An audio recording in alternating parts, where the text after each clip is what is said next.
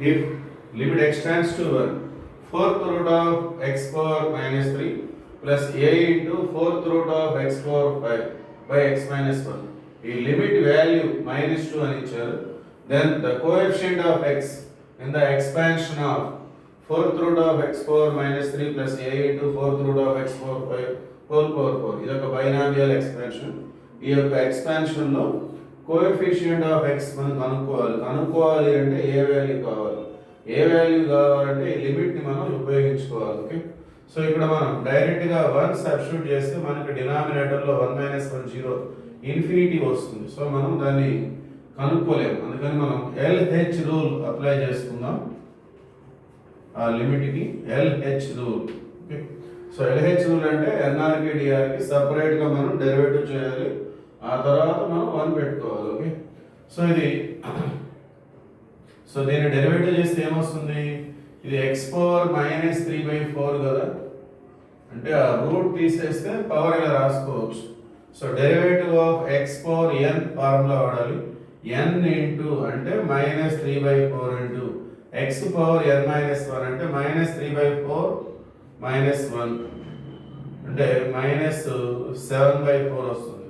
-3/4 -1 -7/4. So a అనేది constant పక్కన పెట్టేద్దాం.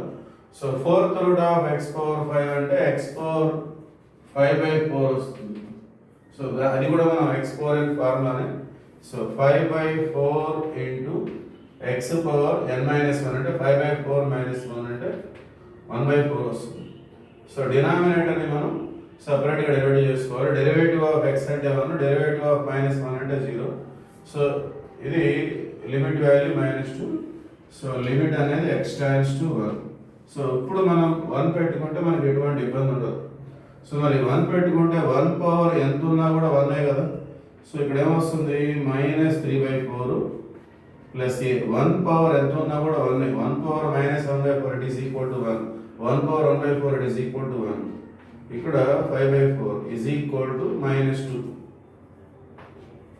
ఓకే, సో రెండు చోట్ల 4 కాబట్టి 4 -2 -8 అంటే -3 plus 5a is equal to -8.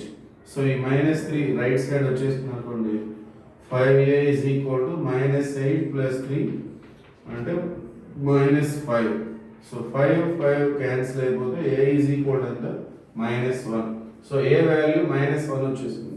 అంటే ఇక్కడ మనం -1 పెట్టుకున్నట్లయితే ఏమొస్తుంది మనకి, సో అంటే నేను పవర్స్ లో రాస్తున్నాను, రూట్ తీసేస్తున్నాను. x power -3/4 plus into minus అవుతుంది.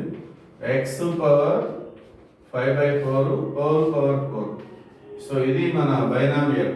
సో ఈ బైనామియల్ లో మనం కోఎఫిషియంట్ ఆఫ్ x కనుక్కోవాలి. సో ఏది కనుక్కోవాలన్నా మనకి tr+1 కావాలి. tr+1 ఫార్ములా ఏంటి, NCR x power n - r a power r. దీన్ని మనం x plus a whole power n తోటి స్టాండర్డ్ బైనామియల్ తోటి మనం కంపేర్ చేసుకున్నట్లయితే సో ఇది tr+1 ఫార్ములా. సో దీనికి కూడా ఇలా రాద్దాం మనం. x అంటే ఇది, a అంటే ఇది. సో NCR ఇక్కడ n అంటే పవర్ 4, 4CR x అంటే x power -3/4 whole power n - r అంటే 4 - r. a అంటే సెకండ్ టర్మ్ విత్ మైనస్ కూడా ఉంది. సో మైనస్ ఉంటే మైనస్ తీసుకోవాలి, whole power r. Okay, so 4CR ఇక్కడ మైనస్ ఉంది కదా, దాన్ని మనం -1 హోల్ పవర్ r గా ముందు పెట్టుకోవచ్చు. So x power -3 into 4 - r రెండు కూడా మల్టిప్లై అవుతాయి బై 4. సో ఇక్కడ ఏంటి, x power 5r/4, x power 5r/4. So bases equal ఇంటూలో ఉంటే పవర్స్ యాడ్ చేసుకుంటాం మనం. So 4CR -1 whole power 4. So -12 minus into minus plus 3r ఇక్కడ 5r ఇక్కడ రెండింటికి 4. సో మొత్తం కలిపి ఈ విధంగా రాసుకోవచ్చు. సో మనకి ఏం కావాలి, coefficient of x.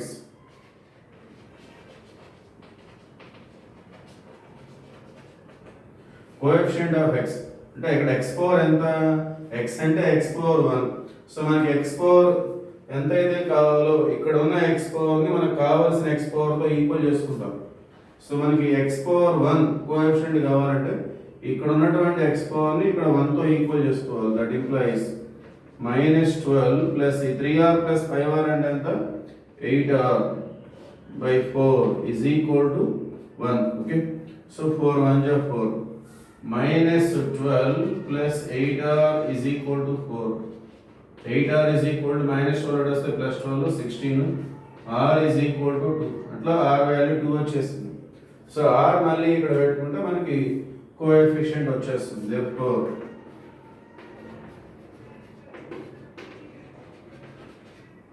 coefficient of x is equal to r2 కదా 4c2 -1 whole square. -1 whole square అంటే +1. మరి 4c2 అంటే బైనామియల్ కోఎఫిషియంట్స్ గుర్తున్నాయి కదా. 4c2 అంటే 6 లేదంటే మనం 4 into 3 by short cut follow అయినట్లయితే కూడా వచ్చేస్తుంది 2 into 1. So 2 2 cancel 3 2 6. Okay, so option A